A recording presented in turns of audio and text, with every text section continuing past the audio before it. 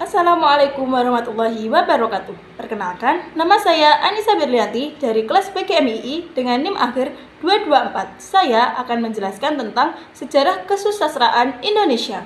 Kesusastraan memiliki arti karangan yang indah. Sastra berasal dari bahasa Sanskerta yang berarti karangan atau tulisan. Dalam cipta sastra yang indah bukan memiliki bahasa yang beralun-alun ataupun berirama, namun sastra dapat dilihat dari tema, struktur, dan amanatnya. Pada nilai sastra terkandung terdapat 3 nilai sastra, seperti nilai estetika, nilai moral, dan nilai konsesional. Ketiga nilai tersebut tidak dapat digantikan atau tidak dapat dipisahkan, karena adanya estetika selalu ada moral. Nilai estetika dapat kita jumpai di tema, struktur, dan amanat, sedangkan nilai moral dapat kita lihat pada saat seseorang mengungkapkan cipta sastra tersebut. Dan yang terakhir, terdapat nilai konsepsional yang dapat kita lihat dalam pandangan pengarang secara keseluruhan terhadap masalah yang diungkapkan. Sejarah kesusastraan Indonesia. Pondasi berdirinya sastra Indonesia pada tahun 1920-an dengan munculnya Balai Pustaka. Sastra diresmikan sebelum pada 28 Oktober 1928. Pada zaman dahulu, bahasa Melayu dipakai sebagai bahasa kerajaan dan bahasa sastra yang menghasilkan sastra yang berbahasa Melayu. Sastra ini ditemukan pada abad 19. Sastra berkembang hingga sampai sekarang. Ada beberapa periode sastra, seperti adanya Angkatan Balai Pustaka, Pujangga Baru, Angkatan 1945, Angkatan 1950, Angkatan 1966, Angkatan 1970, sampai dengan sekarang. Itu Angkatan Balai Pustaka. Balai Pustaka berdiri pada tahun 1908, tetapi pada tahun 1920-an banyak orang baru mengenalnya. Berdirinya Balai Pustaka pada tahun 1920 hingga 1933. Tujuan dari berdirinya Balai Pustaka menyediakan bahan bacaan yang tepat untuk pribumi yang mengamanatkan sekolahnya dengan sistem pendidikan barat.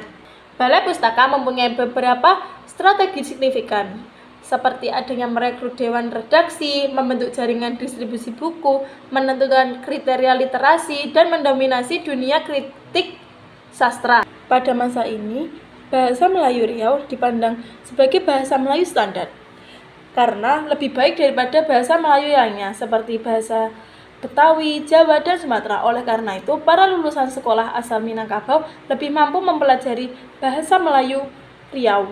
Angkatan Balai Pustaka dapat mengeluarkan novel pertamanya pada tahun 1920-an yang berjudul Azab dan Sengsara. Adapun ciri-ciri karya Angkatan Balai Pustaka seperti berlatar belakang tentang pertentangan antara kaum muda dan yang tua, puisi berbentuk syair, penggambaran tema pertentangan paham antara kaum tua dan yang muda. 2. Angkatan Pujangga Baru.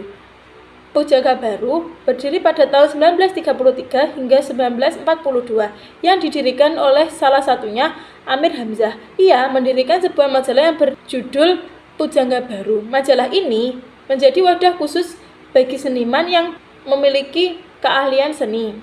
Majalah ini diharapkan untuk sebagai sarana mengoordinasikan pada para penulis yang hasil karyanya tidak dapat diterbitkan oleh Balai Pustaka.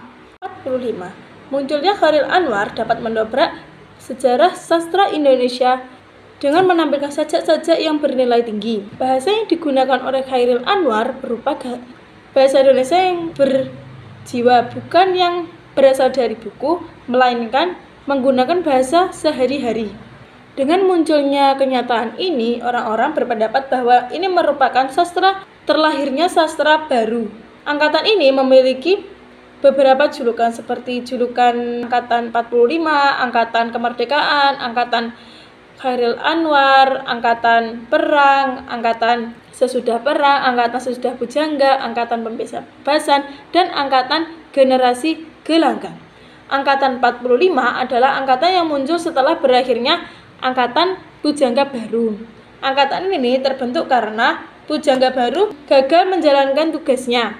Pujangga Baru semula memiliki gagasan kebarat-baratan, nyatanya hanya mentok pada Belandanisasi. Dengan kata lain, Angkatan Pujangga Baru hanya mengambil acuan dari Belanda saja, bukan dari penjuru barat. Angkatan 45 memiliki aliran ekspresionalisme dan realistis. Karya yang dihasilkan bergaya ekspresif, menggambarkan identitas si seniman dan juga realitasnya yang dimaksud itu seperti realitas pada penulisnya. Dapat disimpulkan, angkatan 45 menganut untuk masyarakat, sementara angkatan Pujangga Baru menganut pada senimannya sendiri.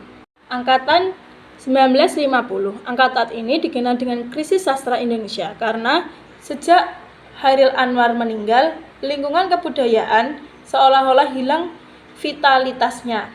Salah satu utama krisis sastra tersebut adalah kurangnya buku yang diterbitkan. Dan jangan disayangkan bahwa angkatan 1950 merupakan angkatan yang sepi oleh karya karena sastra Indonesia yang ada dianggap sudah tidak memiliki identitas.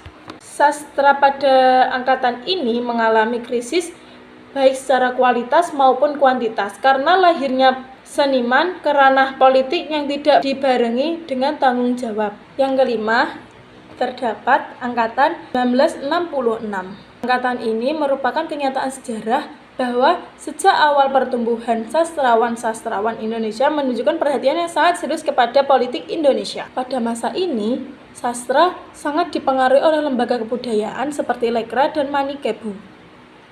Nah, pada tahun 1961, Lekra dan organ PKI yang memperjuangkan komunisme dinyatakan sebagai organisasi kebudayaan memperjuangkan slogan politik adalah Panglima. Terdapat manifestasi kebudayaan yang dituduh anti-manipol dan kontra revolusi sehingga harus dihapuskan dari muka bumi Indonesia.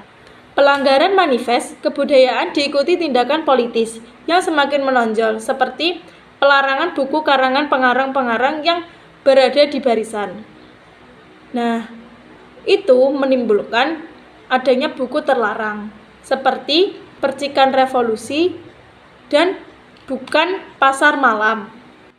Ciri-ciri karya pada masa ini yaitu mempunyai konsep Pancasila, mengemukakan protes sosial dan politik, membawa kesadaran nurani manusia, mempunyai moral dan agama. Artinya, tema yang digunakan itu menonjol yang merupakan protes sosial terhadap sosial dan politik dengan menggunakan kalimat panjang untuk mendekati bentuk prosa. Yang terakhir terdapat angkatan 70-an sampai sekarang. Pada masa ini, karya sastra berperan untuk membentuk pemikiran tentang Indonesia setelah mengalami kombinasi pemikiran seperti budaya, ide, filsafat, dan gebrakan baru di era ini. Terdapat karya-karya baru yang sangat paten yang membicarakan tentang agama dan mulai bermunculan kubu-kubu sastra populer dan sastra majalah. Pada tahun 1980 hingga 1990, banyak penulis Indonesia yang sangat berbakat. Tetapi sayangnya, dilihat dari kacamata ideologinya, salah satu penerbit yang terkenal dari dulu hingga sekarang ialah Gramedia. Gramedia merupakan penerbit yang memperhatikan sastra dan membuka ruang untuk semua jenis sastra sehingga penulis Indonesia senantiasa memiliki kreativitas yang sangat tinggi. Pada era 2000-an, kondisi sastra di Indonesia ini digambarkan seperti sastra masuk melalui majalah selain majalah sastra. Jadi, majalah-majalah populer dan ada sebagian yang berisi tentang sastra. Sastra akan terus menilai zaman melalui pemikiran dan karya sastrawannya. Pada tahun 2000-an hingga saat ini, sastra semakin populer dan kembali memiliki keragamannya seperti lebih kreatif, populer, reflektif, dan masuk ke ranah erotika dan absurditas. Sekian dari saya. Jika ada salahnya saya mohon maaf. Wassalamualaikum warahmatullahi wabarakatuh. Bye-bye.